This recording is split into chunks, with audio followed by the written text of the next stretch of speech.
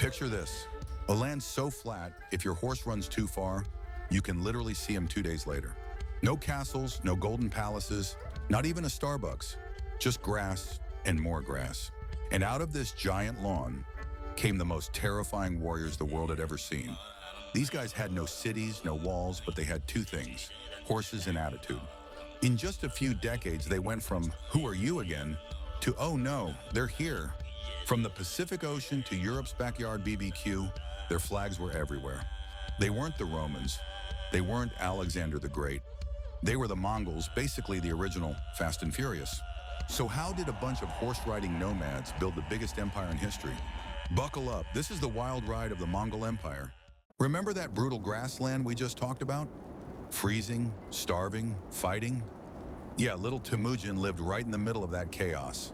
His dad got poisoned, his clan ditched him, and dinner was basically berries or nothing. Childhood goals, just not dying. But instead of crying forever, Temujin started collecting what the steppe really had plenty of, friends and allies. He formed andam, sworn brotherhoods. Think of it as medieval Mongolia's version of bros before cons. Enter Jamuka, childhood buddy turned rival. At first they were like Batman and Robin, but soon it was more Batman vs. Joker. While Jamuka stuck with noble bloodlines, Temujin broke the rules. He promoted people for talent, not family trees. And Temujin had discipline so strict it made army boot camp look like summer camp. Steal a sheep? Death? Run away? Double death. But share the loot fairly? Instant fan club. Who doesn't love free stuff? He even got kidnapped once and escaped with help from commoners, proof that networking beats Netflix. Then came Burda, his wife, smart, tough, and basically Mongolian Wonder Woman. When she got kidnapped by the Merkits, Temujin didn't mope. He called his allies like, "Avengers, assemble." Rescue successful, wife back, army bigger, reputation skyrocketed. Years of betrayals, battles, and soap opera level drama later, in 1206, Temujin finally got crowned Genghis Khan. Translation, boss of all bosses. So Genghis Khan finally had the title. But what's a boss without an army? He built a war machine so organized, it made medieval Europe look like a food fight. Genghis Khan built his army like Lego blocks. Tens, hundreds, thousands, and then 10,000s. This system made discipline simple. One person messes up, everyone pays. Stealing was punishable by death, even if it was just a sheep. And retreating without orders? Forget it. That was the fastest way to die. Mongols loved tricks. The most famous one was the fake retreat. They pretended to run, lured enemies out, and then turned back with arrows flying. Another tactic was the encirclement. It was like a giant deadly hug. Their secret weapons were the steppe horse and the composite bow. The horses looked small, but they were tougher than medieval knights, and the bow could pierce armor at long range. For communication, they built the YAM system, a relay of messengers. It worked like medieval express mail or Wi-Fi. Orders could travel across the empire faster than rumors. The Jin dynasty thought walls would save them. They were wrong. Khwarezm was even bigger, but it collapsed like a sandcastle. That's why the world called it the Mongol war machine. In 1218, Genghis Khan sent a caravan to Khwarezm to talk business. The governor of Achrar killed the merchants and seized their goods. Genghis was furious, and you really don't want that. He sent envoys demanding justice. The Shah insulted them. One was executed, two were shaved. Congratulations, Khwarezm. You just unlocked total war. In 1219, Mongol armies crossed the Sir Darya like a tidal wave. Bukhara fell. People watched Genghis ride through their mosque. "I am the punishment of God," he reportedly said. Samarkand tried elephants. The elephants panicked and ran. Urgens resisted hard. The Mongols erased it from the map. Merv and Nishapur were devastated. News spread like wildfire. By 1221, Khwarezm was finished. The Shah fled and died on a lonely Caspian island. The Mongols chased him like a landlord after unpaid rent. Meanwhile, Subutai and Jebi raided the Caucasus. They beat Georgian and Armenian forces in quick strikes. In 1223, they crushed the Rus at Kalka River. Message delivered. The steppe could hit anywhere. Back east, the Jin dynasty was already bleeding. Zhengdu fell in 1215 after siege and famine. Mongols loved siege engines, medieval transformers. City after city toppled. By 1234, the Jin were gone. Western Xia refused to cooperate and got erased in 1227. Genghis Khan died during that campaign, cause still debated. His order, secret burial, keep conquering. Power passed to Ogadai.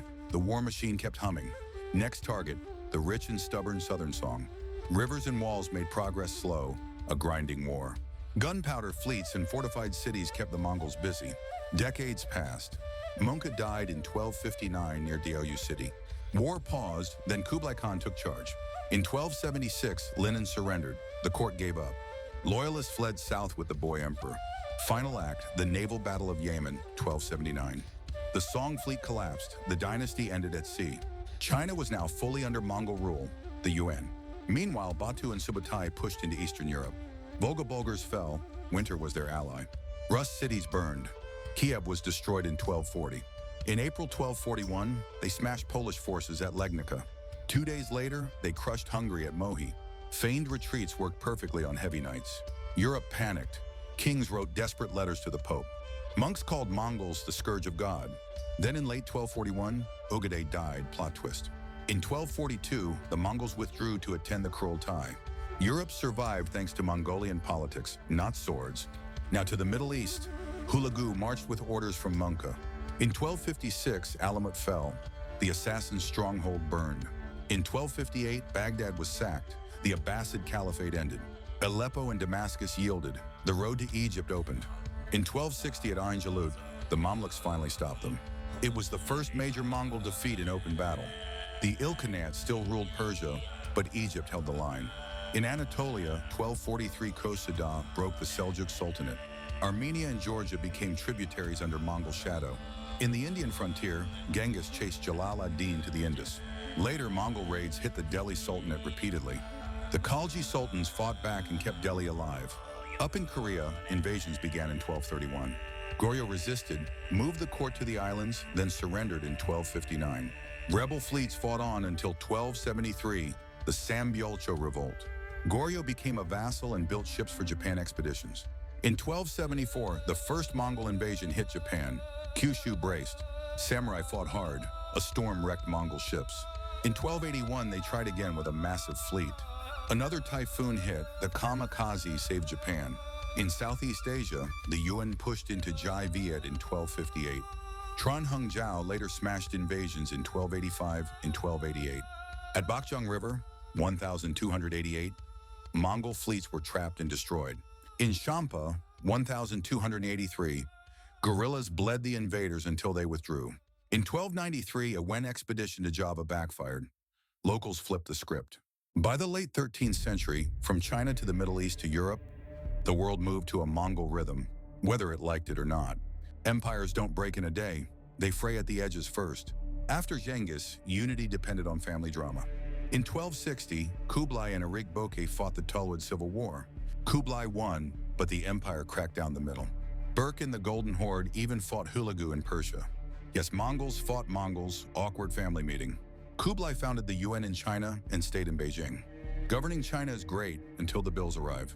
Campaigns in Vietnam, Japan, and Java drained the wallet. Paper money experiments didn't help. Hello, inflation. Meanwhile, the Ilkhanate in Persia mixed Mongol rule with Persian style.